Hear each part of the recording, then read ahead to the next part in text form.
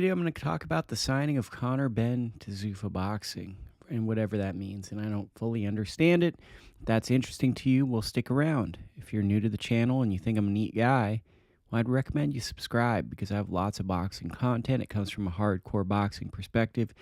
And it also, I believe, comes from a place of honesty. So if you like honest content, then this is a good place to be. As always, it's really great if you hit the thumbs up button. And if you have any feedback, leave a comment. Let's get into this video. So today, Conor Benn announces social media. Someone announces, but basically it's announced on social media. Conor Benn is going to be with Zuffa Boxing, and it shocks people because he's thought of as someone that was with Matchroom, developed with Matchroom and Eddie Hearn. But to me, it's not shocking. There's going to be a lot of high-profile fighters who are going to be at Zuffa because the number one criticism for Zuffa Boxing currently is the quality of competition. Well, what's the easiest way to try to change that is to sign some fighters who are deemed the best in the world. So I think, honestly, when it's said and done at the end of the year, this is going to be a rather low-profile signing compared to some of the other signings I think they're going to go after. I think they're going to go after marquee fighters, and it's going to, it'll be obvious or fairly obvious, certainly, at a certain point, the fighters that they'll establish. But I think the more interesting thing, too, is the influence of Zuffa Boxing. There's a hardcore contingency of boxing fans that are like, Zuffa's here, but they're not going to impact a thing. Business as usual. And then you have these MMA fans they're kind of like MMA fans, but they're also like pro wrestling fans that got into MMA and they were in the glory years of MMA. And I think everyone during the glory years of MMA watched MMA. And then, I think a lot of people have tuned out MMA rather recently, and they're like, dude, you don't even understand how powerful this thing is and what it's going to change. Me being a boxing guy, my perspective of Zuffa Boxing is it's just going to be a new thing. Like, boxing is unique in the sense that people will throw their lives away just to prove someone wrong. They will throw things away, destroy their futures just to be like, see, I told you I'm right. It's a very proud political nature. There's grudges, feuds, all types of stuff, right? I certainly know about that when I was coming up, And I think that we're in a neat place because Zuffa is scaring a lot of promoters, I feel.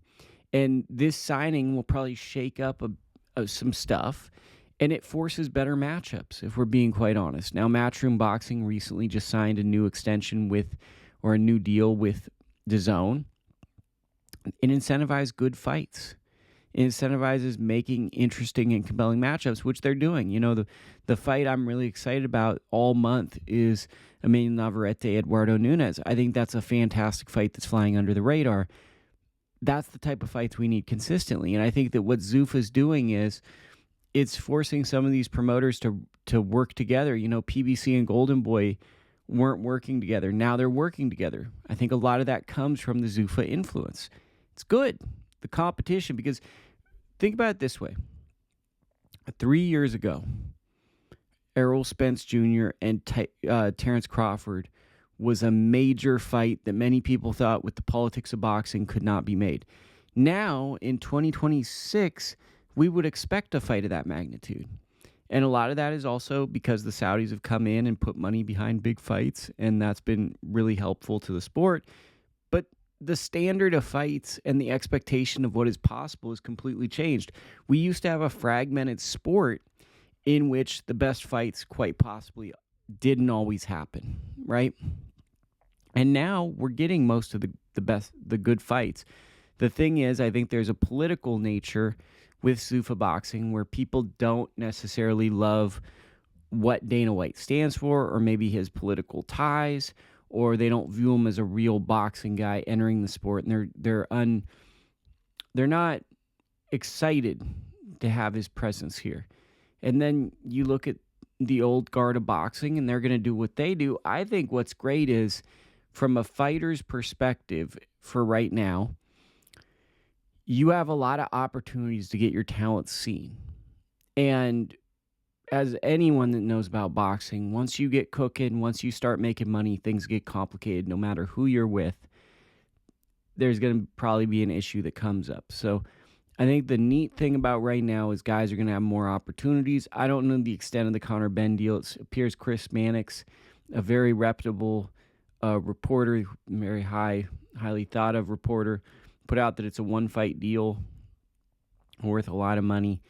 Who knows? But basically, the deal is that Conor Benn is going to be in whatever this Zuffa world is, the Zuffa Boxing world, and that's kind of the interesting thing with a signing like this is, okay, here's another big name fighter.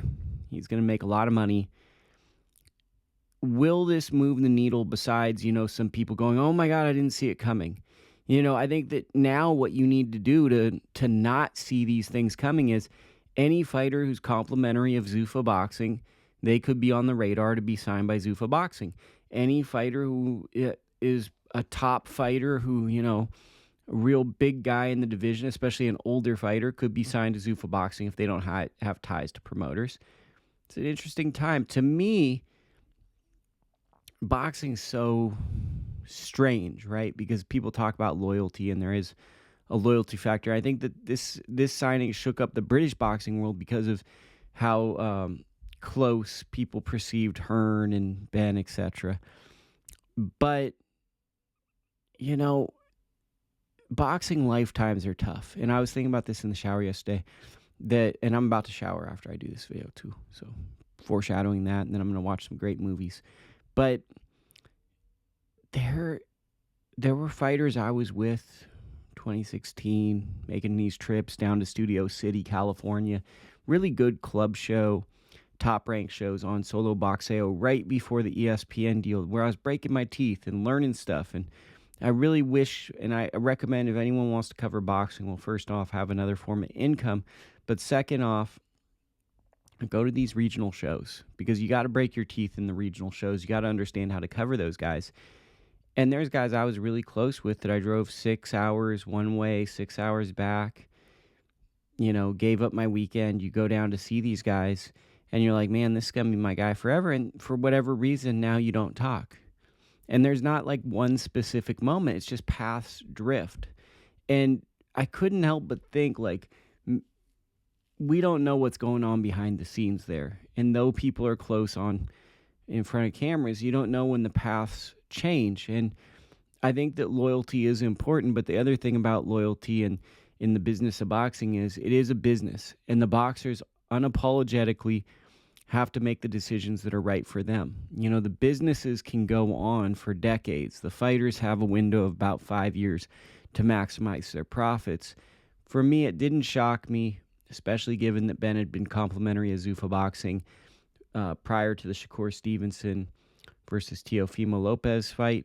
I think that what it does is maybe it sets up for, say, a fight with Shakur Stevenson, maybe in that type of event. Who knows?